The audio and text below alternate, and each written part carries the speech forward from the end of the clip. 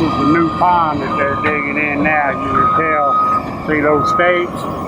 That's where the ground was originally at. How tall do you think that is? 6 foot.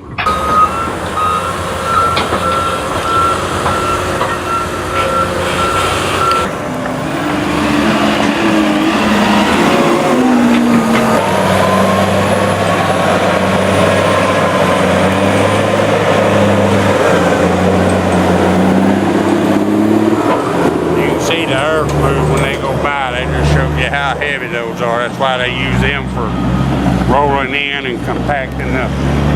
So that's that old storm drain that came out off the old pond.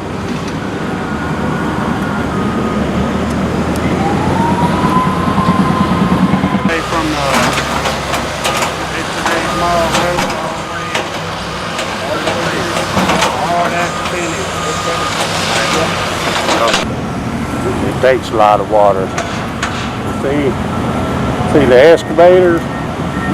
They're bringing that dirt over here, and then they got a hose. They call it a water cannon up there, and he'll be spraying it down and getting it wet, and they mix it all. It's just like mud mixing it in a bowl when you was a kid.